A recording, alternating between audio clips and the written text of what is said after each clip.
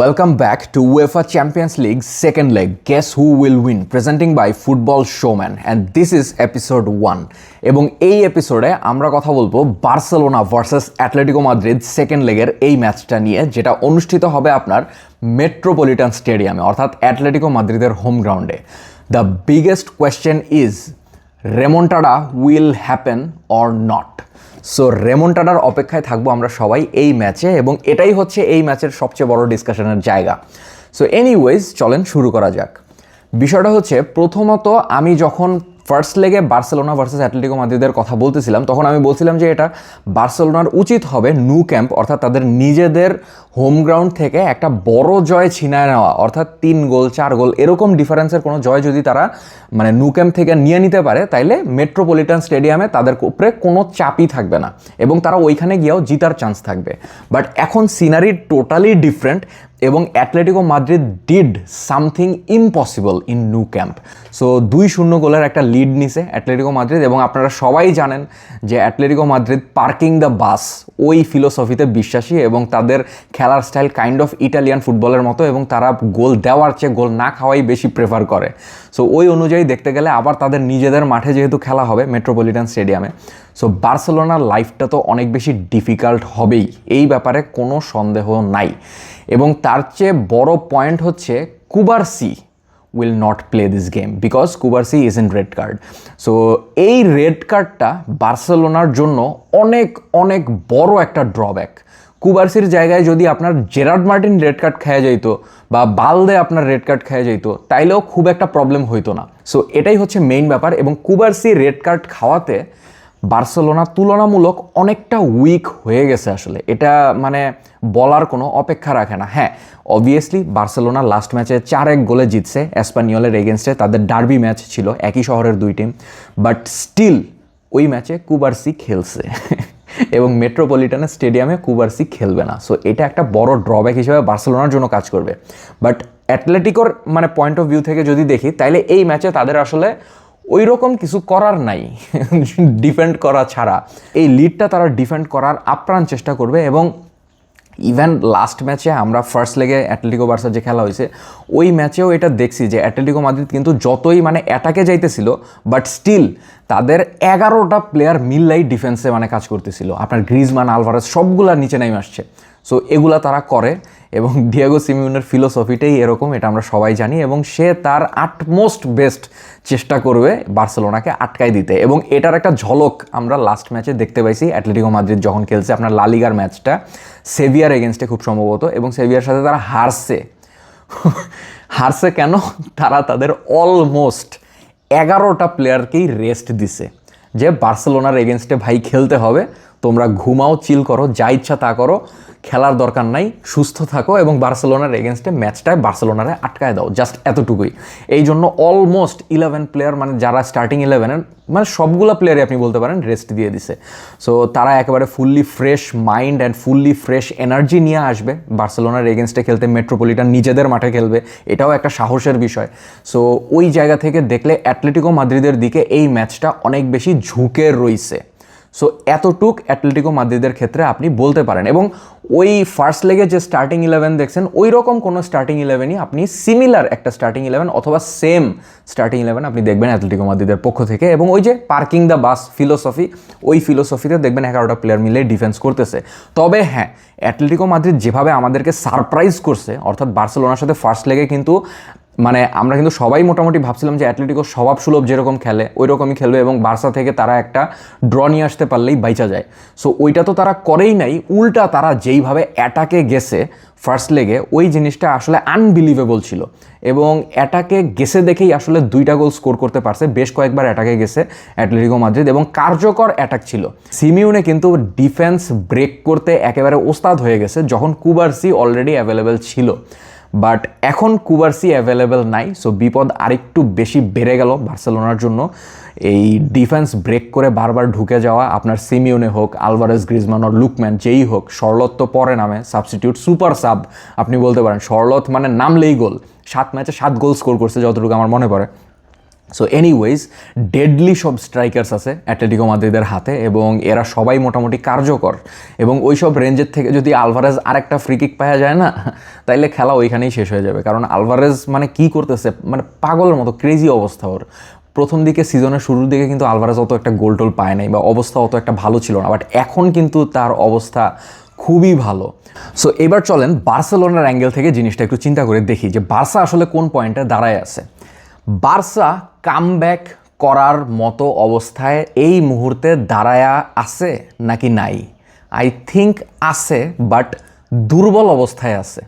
এর কারণ হচ্ছে আপনার, যদি কুবারসি থাকতো, কুবারসি কিন্তু খুব একটা ক্রুশাল প্লেয়ার বার্সেলোনার জন্য। যেমন ধরেন আপনি বার্সেলোনার পুরা টিম থেকে আপনি যদি লামিন ইয়ামাল, আপনার এই পেদ্রি অ্যান্ড কুবারসি, এই তিনজন প্লেয়ারের যে কোনো একজনকে উঠায় নেন, ইনস্ট্যান্টলি বার্সেলোনার জিতার চান্স মানে কমে যায় এবং ইনস্ট্যান্টলি বার্সেলোনার হারার চান্স বেড়ে যায়। সো এনিওয়েজ মানে বোথ ওয়েজ জিনিস তো সেমই। সো ব্যাপারটা হচ্ছে এইখানে আপনার Cubarsi is a very very crucial player for Barcelona এবং আপনি বলতে পারেন ডিফেন্সিভ লাইনের মেইন ম্যান। সো এই মেইন ম্যান যখন থাকে না, তখন মেন্টালি অনেক বেশি ডিভাস্টেটেড হয়ে যায় প্লেয়াররা যারা তার সতীর্থ থাকে, এবং মরালি অনেকটা ডাউন হয়ে যাওয়ার কথা, মানে যারা সতীর্থ আছে তারা। বাট লাস্ট ম্যাচে আমরা বার্সেলোনার যেরকম পারফরমেন্স দেখছি এসপানিওলের এগেনস্টে, ওই অনুযায়ী আপনার বলতে পারেন যে একটা ইন্সপিরেশনাল ব্যাপার কাজ করতেছে এখন। বাট কোপা দেল রেতে যেই ম্যাচটা খেলছিল বার্সেলোনা অ্যাটলেটিকো মাদ্রিদের এগেনস্টে, যেখানে আপনার 3টা গোল স্কোর করছিল, আরেকটা গোল স্কোর করতে পারলে তো অলমোস্ট তারা পেনাল্টি বা এক্সট্রা টাইম এগুলোতে যাইতে পারতো। সো ওই ম্যাচের আগে অনেক সময় ধরে বার্সেলোনা মানে এই মেন্টাল স্টেটটা বিল্ড করার সময় পাইছে, বুঝছেন, যে yes we can do it, অর্থাৎ রেমন্টাডা ক্যান হ্যাপেন। বাট এখন কিন্তু ওই লম্বা সময় ধরে যে বিল্ড আপ করা, মোরালি চার্জড আপ হওয়া, ওই জিনিসের সময়টা কিন্তু তারা আসলে পায় নাই। এটার জন্য কিন্তু একটা নির্দিষ্ট টাইমের দরকার আছে। হ্যাঁ, প্লেয়াররা অলরেডি হান্সি ফ্লিক মানে অলমোস্ট ফুল টিমই নামাই দিছিল লাস্ট ম্যাচে এসপানিওলের এগেনস্টে। এর কারণ ছিল আপনার ওরা একটা টাইটেল অর্থাৎ একটা কাপ অন্তত সিকিউর করে ফেলতে চায়, যে হ্যাঁ আমরা লা লিগা তো জিততেছি, এটা তো কনফার্ম। এই ম্যাচটা এসপানিওলের সাথে জিতে বার্সেলোনা এটা কনফার্ম করে নিল যে এই সিজনে তারা ট্রফিলেস যাইতেছে না। নেক্সট যেই ম্যাচগুলো আছে ওইগুলোতে টুকটাক মনে করেন জিতলে 9 পয়েন্টের একটা গ্যাপ তৈরি হয়েছে রিয়াল মাদ্রিদের সাথে, যেটা আসলে এই পয়েন্টে লা লিগা যারা মানে নর্মালি ফলো করেন তারা জানেন যে এখান থেকে আর কামব্যাক করা কোনোভাবেই পসিবল না। সো এনিওয়েজ বার্সেলোনা লা লিগা জিততেছে এটা মোটামুটি কনফার্ম করে ফেলছে আর কি। এই জন্যই আপনার এই পেদ্রি, লামিন ইয়ামাল এদেরকে 90 মিনিট করে খেলাইছে এবং কুবারসিও 90 মিনিট খেলছে। সো এইগুলো ছিল আপনার এক্স ফ্যাক্টর, যে তারা একটা ট্রফি কনফার্ম করে ফেললো। এখন তাদের মাইন্ড আরেকটু রিল্যাক্স হয়ে গেছে এবং এই জিনিসটা কাজে দিবে আপনার এই অ্যাটলেটিকো মাদ্রিদের এগেনস্টে মেট্রোপলিটন স্টেডিয়ামে বার্সেলোনার পক্ষে। সো এই জন্যই আপনার এই লাস্ট এসপানিওলের সাথে এই কাজটা করছে হান্সি ফ্লিক, যে সবগুলা মানে টপ রেটেড প্লেয়ারদেরকে নামাইছে। বাট স্টিল আমি বলবো আপনার এই যে ধরেন র্যাশফোর্ডকে পরে নামাইছে, আরও বেশ কিছু ট্যাকটিক্যাল রিজনস ছিল। সো এনিওয়েজ ব্যাপারটা হচ্ছে আপনার বার্সেলোনার যে সময়টা দরকার ছিল, যেটা দিয়ে তারা মনে করেন যে চার্জড আপ হইতে পারতো ইনাফ, যে আপনার এটা বিলিভ করতেছে তারা যে হ্যাঁ আমরা রেমন্টাডা করব, আমরা কামব্যাক করব। সো এই জিনিসটা বিলিভ করার জন্য একটা সময়ের দরকার আছে, মোরালি চার্জ আপ হওয়ার একটা ব্যাপার আছে। সো এই সময়টা আমার মনে হয় নাই বার্সেলোনা ইনাফ পাইছে, বাট যতটুকুই পাইছে ততটুকু ইফেক্টিভলি কাজে লাগাইতে পারছে। কেননা এসপানিওলের সাথে 4টা গোল দিয়ে তারা এইটা অন্তত মানে প্রুভ করছে নিজেদের কাছে নিজেদের, যে হ্যাঁ উই ক্যান ডু ইট, আমরা 4-5টা গোল দিতে পারবো। সো এই জিনিসটা বিলিভ করাটা অনেক বেশি ইম্পর্টেন্ট ছিল। ওই অ্যাঙ্গেল থেকে দেখলে Barcelona have a chance, have a very very good chance to come back against Atletico Madrid in Metropolitan Stadium, which is going to be very very difficult job. But yes, আমরা জানি বার্সেলোনায় কিছু magical player আছে like Lamine Yamal, Pedri. So এদের কিছু magic moment মানে কয়েক সেকেন্ডের ম্যাজিক মোমেন্ট আপনার পুরা ম্যাচের রেজাল্ট চেঞ্জ করে দিতে পারে। এইটা হচ্ছে আপনার বার্সেলোনার অ্যাঙ্গেল থেকে দেখলে। বাট যেহেতু কুবারসি নাই, কুবারসি কিন্তু আমি বারবার কুবারসির নামটা বলতেছি, এর কারণ হচ্ছে আপনার কুবারসি এখানে একটা এক্স ফ্যাক্টর হিসেবে কাজ করতেছিল। এর কারণ হচ্ছে লামিন ইয়ামাল, পেদ্রি ওরা যখন দেখছে যে আপনি ফার্স্ট লেগের ওই ম্যাচটার কথা একবার চিন্তা করেন, কুবার্সির রেড কার্ডটা তাদের একদম বুকে গিয়া লাগছে, বুঝছেন? এরকম একটা অবস্থা লাগাটাই স্বাভাবিক, কারণ এমন ক্রুশাল একটা প্লেয়ার সেকেন্ড লেগে থাকবে না, এটা আসলে মানে বিলিভ করা যায় না। আপনি এবার চিন্তা করেন, যদি লামিন ইয়ামাল আরেকটা ইয়েলো কার্ড পাইতো ফার্স্ট লেগে অ্যাটলেটিকোর সাথে, এবং ওইটার পুরো প্ল্যানিংও করে আসছিল ডিয়েগো সিমিওনে, সো ওইটা যদি পাইতো তাহলে লামিন ইয়ামাল কিন্তু সেকেন্ড লেগে খেলতে পারতো না। সো এই জিনিসটা হইলে বার্সেলোনার কী হইতো, তখন কিন্তু বার্সেলোনার চান্স অনেকটা কমে যাইতো। এবং আরেকটা ফ্যাক্টর হচ্ছে আপনার রাফিনহা নাই, এই জিনিসটা বার্সেলোনার মানে বিশাল একটা ড্রব্যাক। এবং রাফিনহা না থাকাতে ওই যে ইন্সপিরেশনাল একটা ব্যাপার যে থাকে, মানে অ্যাগ্রেসিভ হাংরিনেস, অবশ্যই বার্সেলোনার অন্য প্লেয়ারদের মধ্যে ওই জিনিসটা আছে, বাট রাফিনহা যেই জিনিসটা অ্যাড করে, যেমন ধরেন তরকারিতে একটু এক্সট্রা স্পাইস, সো ওই স্পাইসি জিনিসটা রাফিনহা না থাকাতে আপনার আসলে একটু মিস করবেন, এটা আসলে কোনো আর মানে সন্দেহ নাই। বাট রাফিনহার জায়গায় হান্সি ফ্লিক খুব সম্ভবত র্যাশফোর্ডকে প্রেফার করতেছে, এবং র্যাশফোর্ডেরই হয়তো স্টার্ট করানোর সম্ভাবনা সবচেয়ে বেশি। কিন্তু আমাকে যদি আপনি দায়িত্ব দিতেন তাহলে আমি র্যাশফোর্ডকে আসলে স্টার্ট করাইতাম না, ইভেন র্যাশফোর্ডকে এই ম্যাচে মনে করেন যে না নামানোরই ট্রাই করতাম আর কি। কেন, সেটা হচ্ছে আপনার র্যাশফোর্ডকে নামায়া আমি রাফিনহার মতো মানে এক্সপেকটেশন যদি ওর উপরে সেট করে দেই, এটা আসলে ওর প্রতিও অন্যায় হবে, এবং আমি নিজেও আসলে খেলা ঠিকমতো বুঝি নাই, এই কারণেই আসলে এই কাজটা করব, এরকম কিছু একটা হবে, বুঝছেন? কারণ Rashford is Rashford, Raphinha is Raphinha, Rashford can not be Raphinha. এবং যতগুলা এক্সিকিউশন ছিল আপনার ফার্স্ট লেগে, মানে লামিন ইয়ামাল পাস টাস দিতেছিল বা যাই করতেছিল, এক্সিকিউশন কিন্তু র্যাশফোর্ডের দিয়ে করানোর ট্রাই করা হইতেছিল আর কি। পুরো ম্যাচে আপনি দেখবেন র্যাশফোর্ডই শট নিতেছে, র্যাশফোর্ডই আগায় যাচ্ছে, আপনার অ্যাটাকিংয়ে র্যাশফোর্ডের আপনি বেশি দেখবেন। সো এই কারণে র্যাশফোর্ডের কাছ থেকে আপনি যদি রাফিনহার ডেলিভারি মানে আশা করেন, তাহলে আসলে এটা পুরো বোকামি হবে। এবং হ্যাঁ, র্যাশফোর্ড মিস করবে, র্যাশফোর্ড আপনার ফ্রাস্ট্রেটেড করে ফেলবে। তো এইসব কারণে আমি যদি পার্সোনালি আমার কাছে দায়িত্ব দিতেন, তাহলে আমি আপনার র্যাশফোর্ডকে নামাইতাম না, আমি নামাইতাম হচ্ছে আপনার ফেরমিন লোপেজকে। হ্যাঁ, রাফিনহার মতো যদি কেউ হালকাও কিছু করতে পারে বা ওই গ্লিমস যদি কেউ দেখাইতে পারে, তাইলে বার্সেলোনার টিমে ওয়ান অ্যান্ড অনলি ফেরমিন লোপেজই আছে, যে আসলে ওই লেভেলের কিছু করার সামর্থ্য রাখে। But still Rashford is not Raphinha, এটা আপনার বিলিভ করতে হবে। অ্যান্ড অলমোকে যদি আপনি লেফট উইংয়ে খেলান, তাহলে সেটা আমার কাছে মনে হয় না কোনো ভালো ডিসিশন হবে। অলমোর পজিশন যেটা বেস্ট, মানে অলমোর কাছ থেকে যেটা আপনি সবচেয়ে বেস্ট আউটপুট বাইর করতে পারবেন, সেটা হচ্ছে তার অ্যাটাকিং মিডফিল্ড রোল, অর্থাৎ নাম্বার 10 পজিশনের যে রোলটা আছে, এসপানিওলের সাথে গাভি যেই রোলটা প্লে করছে, ওই রোলটায় যদি আপনি অলমোরে খেলান, তাইলে হয়তো ওর কাছ থেকে কিছু বেটার আপনি এক্সপেক্ট করতে পারেন। বাট ফার্স্ট লেগে কিন্তু অলমো আসলে একেবারেই মানে খ্যাত টাইপের একটা খেলা খেলছে, অলমোর পাস টাস ঠিক হইতেছিল না, মানে খুব ভালো কিছু তেমন করে দেখাইতে পারেনি। ফার্স্ট লেগের কথা বলতেছি, অ্যাটলেটিকো মাদ্রিদের এগেইনস্টে বার্সেলোনার। সো ওই অনুযায়ী দেখলে আপনার অলমোকে আমার কাছে যদি দায়িত্ব থাকতো, তাহলে আমি তো অবশ্যই গাভি অর অলমো নাম্বার 10 হিসেবে খেলায় দিতাম। রাফিনহার জায়গায় আমি র্যাশফোর্ডকে রাখতাম না, রাখতাম হচ্ছে আপনার ফেরমিন লোপেজকে, যেটা এক্স্যাক্টলি আপনার এই এসপানিওলের এগেনস্টে কিন্তু রাখছিল। এসপানিওলের এগেনস্টে কিন্তু এটাই করছিল হান্সি ফ্লিক, যে রাফিনহা যে পজিশনটা খেলে ওই পজিশনটায় আপনার ফেরমিন লোপেজকে নামাইছে, র্যাশফোর্ডকে নামায় নাই। বাট এই কাজটা যদি সে পাল্টায় আবার মেট্রোপলিটানে নিয়ে যায়, র্যাশফোর্ডকে যদি আবার নামায় দেয়, তাইলে আমার মনে হচ্ছে না আসলে বার্সেলোনা ওই যে এক্সিকিউশনের যে ব্যাপারটা থাকবে, ওই ব্যাপারটা মানে ফিনিশিংয়ে অত একটা ভালো করতে পারবে। কারণ Rashford is a good player, but not as good as Raphinha.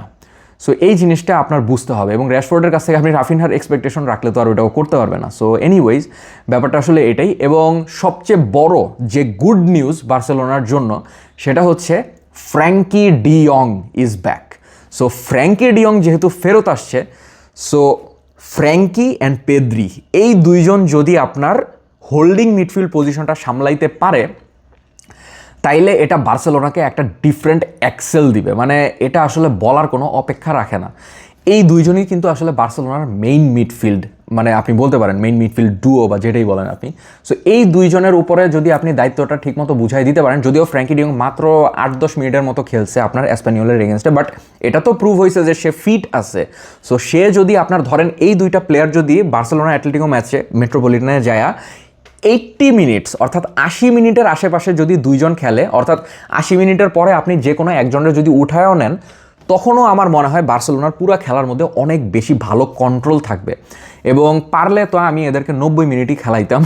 So anyways, আমার যতটুকু আসলে এখন পর্যন্ত মনে হইতেছে, হ্যাঁ, ফ্র্যাঙ্কি ডিয়ংকে আপনি দেখবেন এই অ্যাটলেটিকো মাদ্রিদের এগেনস্টে মেট্রোপলিটান স্টেডিয়ামে, এটা মোটামুটি আপনি শিওর থাকতে পারেন। সো এদিক থেকে গেল। ড্রব্যাক যেটা ছিল বার্সেলোনার সবচেয়ে বড়, সেটা হচ্ছে কুবার্সির রেড কার্ড, এবং এই রেড কার্ডের ফলে কুবার্সি তো আর খেলতেছে না। সো কুবার্সির জায়গায় কে রিপ্লেস করতে যাচ্ছেন কুবার্সি? সবচেয়ে সহজ অ্যান্সার হইল Eric Garcia. Yes, Gerard Martin and Eric Garcia could be the centre backs for Barcelona, এবং রাইট ব্যাকে আপনার কুন্দে, লেফট ব্যাকে আপনার not Balde, Cancelo will be there. So yes, obviously Cancelo will be there, not বালদে।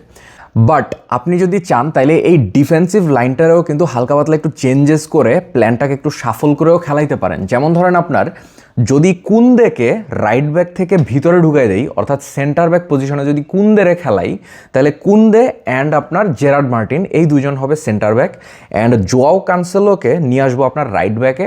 এবং right ব্যাকে Joao কানসেলোর main position কিন্তু right ব্যাকই ছিল, যদিও এখন সে লেফট ব্যাকে অনেক বেশি ভালো খেলে বলে আমার পার্সোনালি মনে হয়, বাট স্টিল সে ক্যারিয়ারের শুরু থেকে কিন্তু রাইট ব্যাক হিসেবেই খেলে আসছে, এবং ওইখানেই ওর main positional play.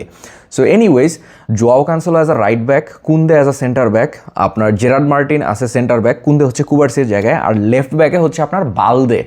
So Balde is not bad, he is a very decent guy, এবং তার কাছ থেকে আপনি ভালো কিছুই আশা করতে পারেন, এবং তার স্পিড আছে যেটা আপনি অনেক বেশি কাজে লাগাইতে পারেন। কারণ অ্যাটলেটিকো মাদ্রিদ যখন কাউন্টারে ওঠে, তখন কিন্তু আপনি যদি ওই যে ওদেরকে ট্র্যাক করতে না পারেন, তাহলে কিন্তু ওরা গোল দিয়ে দিবে। সো এই ব্যাপারটার ক্ষেত্রে আপনার বালদের স্পিডটা এখানে খুব ভালোভাবে কাজে লাগানো যাইতে পারতো, যদি সব কিছু ঠিকঠাক থাকে এবং র্যাশফোর্ডকে দিয়ে এক্সিকিউশনটা খুব ভালোভাবে করাইতে পারে বার্সা। তাইলে আমার ধারণা এই ম্যাচটায় একটা রেমন্টাডা আমরা সবাই দেখতে পাবো, অর্থাৎ কামব্যাক আমরা একটা সবাই দেখতে পাবো। সো এই জায়গাটায় একটা হোপ স্টিল বার্সেলোনার আছে, এবং বার্সা এই ধরনের ম্যাচে কামব্যাক করতেও পারে, কইরা থাকে সবসময়। এটা যদি অন্য কোনো টিম হতো তাহলে আমি কখনো বলতাম না যে কামব্যাক করতে পারবে কি পারবে না। Atletico Madrid is a very stiff মানে একটা টিম, খুবই মানে স্ট্রং ডিফেন্সিভ লাইন আপ মানে মেনটেন করে খেলে তারা, বাট স্টিল এখানেও চান্স আছে বার্সেলোনার মতো একটা টিম যারা টিকি টাকা ফুটবল খেলে আসছে সবসময়।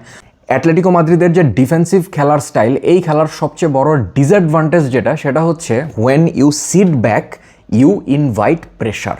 সো ওই অ্যাঙ্গেল থেকে দেখলে বার্সেলোনা একেবারে জায়গা বসতে পারে অ্যাটলেটিকো মাদ্রিদের উপর। বাট ওই যে ফার্স্ট লেগে আমরা যেটা দেখছি, সবাই ভাবছিল অ্যাটলেটিকো মাদ্রিদ অ্যাটাকে আসবে না, ন্যু ক্যাম্প থেকে আপনার এই ড্র নিয়ে আসতে পারলেই বাইচা যাবে, বাট এরকম কিছুই হয় নাই। অ্যাটলেটিকো সবাইকে সারপ্রাইজ করে দিয়ে বারবার অ্যাটাকে উঠছে, এবং ওইখান থেকে কিন্তু তারা 2টা গোল ঠিকই বাইর করে নিয়ে গেছে ন্যু ক্যাম্পের মতো জায়গা থেকে।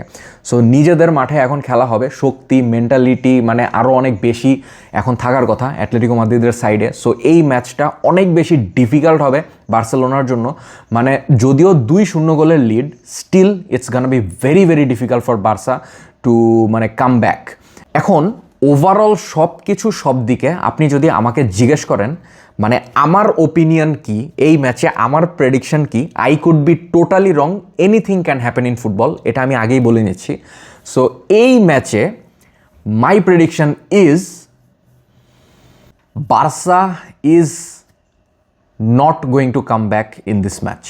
Yes, because কুবার্সির ড্রব্যাকটা আসলে অনেক বড় একটা হার্ট অ্যাটাকের মতো আমার কাছে মনে হইতেছে বার্সেলোনার জন্য। এটা totally wild guess, I could be totally wrong, anything can happen in football, এবং বার্সা আমাকে টোটালি রং প্রমাণিত করে একটা অস্থির লেভেলের কামব্যাক দিয়ে দিতে পারে।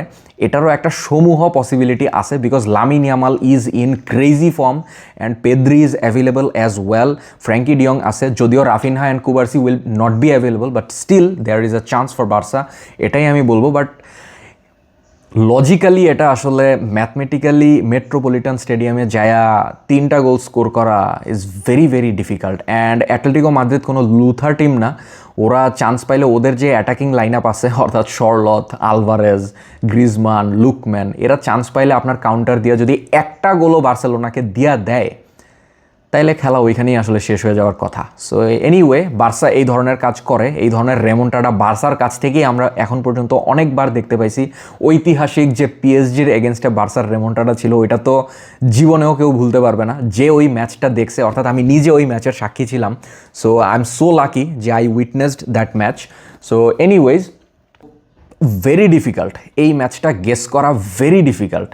এটাই বলবো। বাট আপনাদের কি মনে হয়, বার্সেলোনা কি এই ম্যাচে কামব্যাক করতে পারবে কি পারবে না, সেটা আমাকে অবশ্যই কমেন্ট বক্সে জানায়েন। রেমন্টাডা হওয়ার পসিবিলিটি একবারে নাই এরকম না, বার্সেলোনা ইজ বার্সেলোনা, বাট আমার মনে হয় ওদের কাছে এখন আসলে ইনাফ টাইম নাই যে তারা ওই রকম মোটিভেটেড হয়ে তারপরে যাবে ম্যাচটা খেলতে মেট্রোপলিটন স্টেডিয়ামে। যদি সেকেন্ড লেগ আপনার ন্যু ক্যাম্পে হইতো তাইলে আপনার মনে করেন যে আমি বলতাম যে হ্যাঁ, Barcelona will definitely make a comeback and remontada will happen. But যেহেতু ওইটা হইতেছে না, অ্যাটলেটিকোতে সেকেন্ড লেগ খেলতে হবে, so it's gonna be very difficult. আপনার ওপিনিয়ন আপনি আমাকে জানান কমেন্ট বক্সে, স্কোর লাইন কী হইতে পারে সেটাও জানান। সো লেটস সি কী হয় এই ম্যাচে। ফুটবলিং ফ্যান হিসেবে খুবই খুশি হব যদি রেমন্টাডা এই ম্যাচে হয়, বাট লজিক্যালি মনে হইতেছে না হবে আর কি। So thank you so much for watching this video. দেখা হচ্ছে পরের এপিসোডে, এপিসোড 2-তে, যেখানে আমি কথা বলবো PSG ভার্সেস লিভারপুল অ্যানফিল্ডের ম্যাচটা নিয়ে। So stay with us.